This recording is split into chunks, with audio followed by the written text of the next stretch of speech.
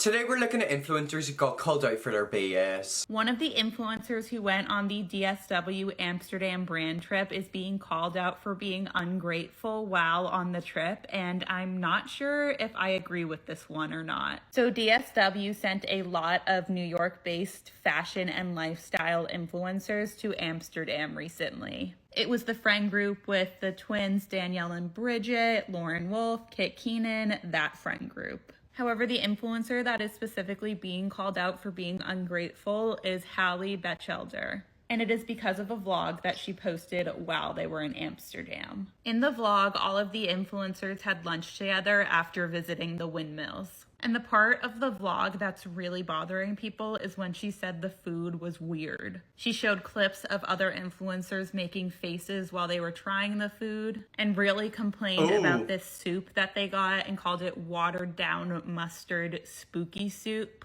While I don't think Hallie was trying to be disrespectful, I can see how it could come off a bit ungrateful. But does it though? That's the thing. Does it come across as ungrateful? We all seen that soup and it didn't look good. People need to relax. You're allowed to not like a restaurant. Yeah, see, that's the issue though. Like, I think a lot of people expect you to be positive about everything, which, you know, just isn't reality. If you don't like something and you don't like it, this is such a reach. You guys are creating drama out of nothing. If you watch Haley's actual vid, it was very chill and she didn't say anything that bad. Just said the mustard soup was spooky. I mean, it did look bad. Like, no offense, if I walked into a restaurant and I got soup looking like that, I'd be thinking, what's actually in this? Is this a case of them being ungrateful, or is this a case of the food in the restaurant wasn't very good and they were just honest? I think it's probably the second one. Telling you right now, you're using way too much foundation. Telling you right now, you're using way too much foundation. So now not only is your foundation going to look super smooth and flawless, you're going to save a lot of money. So now not only is your foundation going to look super smooth and flawless, you're going to save a lot of money. It sounds like she's copying her. Really confused about how to contour is because you've only been taught to contour this one way. The reason why a lot of people are confused about contour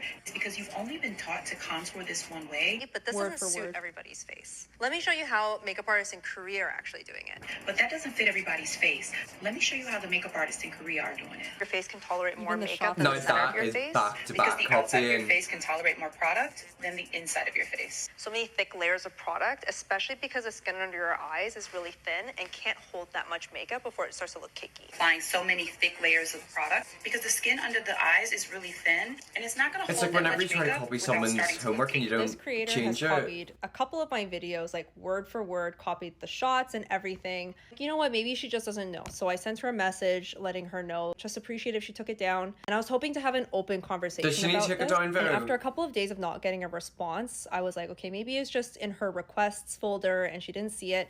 And there was a comment on the video saying, I just watched this on an Asian makeup artist page. Fine, obviously because it's my video. And she said, that's great. Cool to know we have the same techniques. I don't know, that just feels kind of icky to me. We can have the same techniques, but when you copy my video word for word, it's plagiarism. You're taking credit for my work. Or at least just give inspiration. So I just said, hi, I sent you a DM about this. Can you please check your inbox? And pretty quickly after that, I got blocked. So it makes me think that she had seen the original message that I sent. She was just choosing to ignore me because that was like a couple of days before I left the comment. And this was like a couple minutes after I left the comment. And the thing is, there's not a whole lot that's new in makeup these days. Like a lot of us are going to be doing the same things. A lot of us are going to be having the same ideas for videos. It's okay to look at another person's video and take inspiration and be like, oh, you know what? I also do that. Like, I also want to make a video about that, but you just have to put it in your own words. You could have also just stitched my video as well and just credited me. Or give inspiration. I put a lot of time and effort into my videos,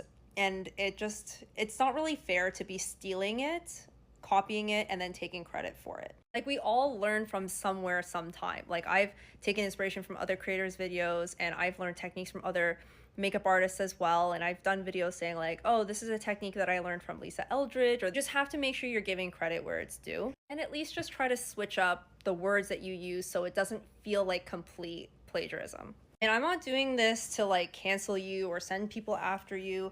I'm just hoping that this can be a learning experience for like anybody watching this, that copying another creator's videos is not okay. And the internet is a huge place. There's so much room for all of us here. I've made so many great connections with other makeup artists and creators through these platforms. I've had other people reach out to me saying, you're doing so well. I love your content. Can I ask you some questions? And I've given people ideas. Like, I think this is a really good video idea, and I think you should do your videos like this. Like, this is just not the way to do it, especially when I've reached out to you trying to like have this conversation, and for me to get blocked, it's just all feels very distasteful. Yeah. And I know people are gonna find it regardless of me like blocking out her name or not, but we don't need to be going and sending hate to this creator. I just hope that this is, again, a learning experience for this creator and anybody else seeing this. Just don't copy people's work, okay? Please. Thank you. I don't think there's an issue of necessarily copying people's work. I think it's the fact that she copied you word for word. That's the issue. It's basically impossible to not copy something. Like, nothing is original. For example, reaction videos like me. You know, I follow so many reaction creators. I enjoyed watching them videos, so I decided to make it. Are some of my videos a bit similar? Yeah. However, they're not completely similar. It is, you know, the same type of genre, just, you know, it's me. I'm gonna guess that other creator was probably inspired by the big one, which is completely fine, but you know, if you're gonna make videos, don't copy them script for script. How did she remember each word? I need her tips for my study. I mean, someone was sat with her, so like, did she literally write down a script of what the other girl said? It seems like she would literally film a little section, watch the original video, and then film again, just to copy the script. Is she reading cue cards or something? How did she remember every word for word? That's why I'm thinking she was maybe pausing the video, which, you know, honestly is fine. You know, if you want to jot down a few pointers you want to get across in the video, that's fine. However, you did copy her word for word, and people will eventually pick up on it. Their profile is gone. Okay, so it looks like they deleted a profile, but you know, I kind of feel bad for them if they did delete their profile. Look, people make mistakes. If you start off posting videos online, it is very, very scary because you don't know what to do. You're not comfortable in front of the camera. But you know, that could have been a really big learning curve for her. And then she ended up deleting her account. Fitness influencer exposed for faking her videos.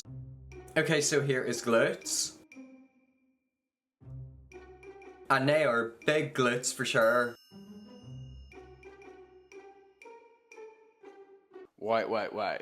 Did you see that at the start? The first video looks strange and the rest of the videos do look a little bit strange Is she as well. using filters? Let's have a look at this. It is too. So, if we zoom in here, the bench and the squat rack behind her is moving yeah, it is.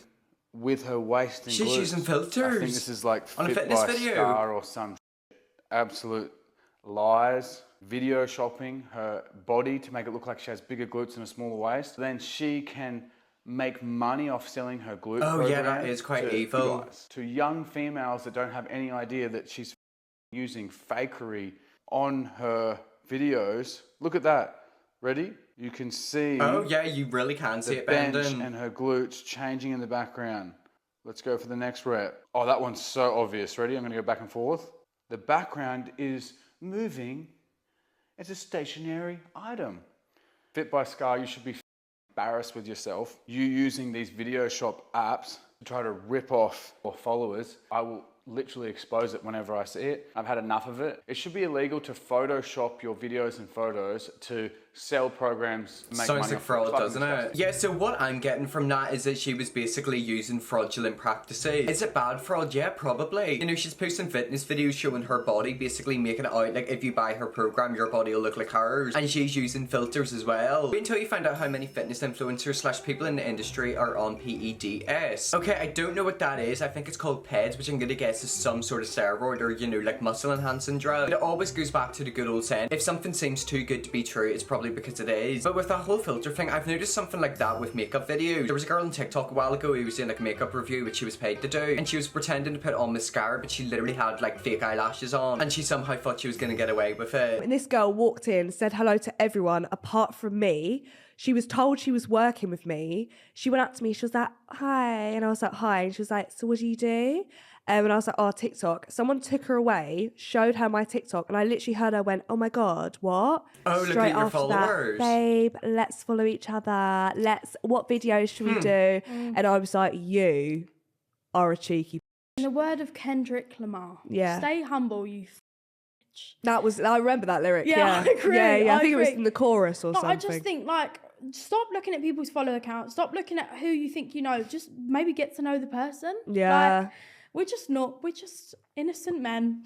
Yeah, but like, let's be completely honest, that's not gonna happen. If we're talking about that girl who they were describing, she doesn't care who you are, what you look like. All she cares about is the amount of money and fame you have. But it's quite interesting how she didn't really care about you when she thought you had no followers. Then whenever she found out you had millions, then she started to care. Aren't some of these people proper divas? I'd have straight up told her to go do one, the audacity. It really is just faking this in front of you. And the thing is, so many people are like that, not even in like the influencer industry, just in work, in life, family members, so many people. That's why you always gotta look at at everyone with a side eye. I recently had the rudest influencer experience of my life, so I have to spill the tea. I was going to a movie premiere. I got invited with a +1, so I told my friend to meet me at the theater. They give me a movie ticket with an assigned seat. Every single movie premiere I've ever been to is like that. Like, you get a ticket and then you go sit in that assigned seat. The lady at check-in sees that I have a +1, and she tells me that she's gonna hold on to that ticket and make sure that my friend gets it. I decide to go to my seat, settle in. This influencer comes up to me. At first she seemed nice and she tells me she needs an extra seat, so I was like, oh, I'm here, my friend's in the one next to me, but I haven't seen anyone in that one on the end. Then she says, no, I need that one, and points at the seat I'm currently sitting in. And keep in mind, the theater's still mostly empty at this point. I thought maybe I got mixed up, so I pull out my ticket and look at it, and I'm like, oh no, this is D10, like this is my seat. At this point, I see her face is starting to get mad. She's like, oh no, we're not going by the seats on the ticket, like everyone just comes and sits wherever they want. I was like, are you sure? Because at check-in, they told me to sit here to make sure that my friend gets a spot next to me. Now she starts going off at me, being like, you're the only one who cares about the assigned seat, nobody cares, we all just come and sit down, like why are you ruining this for everybody? And I didn't want to move, not that I even care where I was sitting, but I was like, then I'm gonna be sitting in someone else's assigned seat, it's gonna be awkward when they come. But at this point, like, her voice is really loud, people are looking, and this is like a professional event. I don't want to look like I'm having drama. I go and move a couple seats over, even though I know now I'm in someone else's spot. She leaves to go to the bathroom, and then I hear the people behind me complaining that she took their seat too, and the seats that they went to sit in, another person was like, oh, that's my assigned seat, and it was just messing it up for everyone. And I'm like, yeah, she kicked me out too. When she gets back, they ask her again nicely to go to her seat. She refuses, so they bring over security, and he tells her to go in her seat, which she finally does, but she's yelling at us, calling us crybabies. And the worst part is her seat was literally just one row back this whole time. Like, I've just never met such a diva in my whole life. Honestly, what a crybaby. Like, sideline, I can't stand it. Whenever I go to the cinema, now I don't do it if the cinema's completely empty. I think that's understandable. However, if you go to a cinema and it's pretty packed, sit in your assigned seat. If it isn't packed, sit wherever you want. Look, I've done that before. However, by the sounds of it, this is a professional event, so it is going to be a packed cinema. Why do people do this? Just tell people who you're referring to. Honestly, she could be referring to about 50 people, but apparently the person she was talking about was a right diva. Well, anyways, guys, this is really a video there. That is some influencers got called out for the BS. If you want to see me look at more entitled influencers, let me know, definitely will. Subscribe and see you all tomorrow for another video.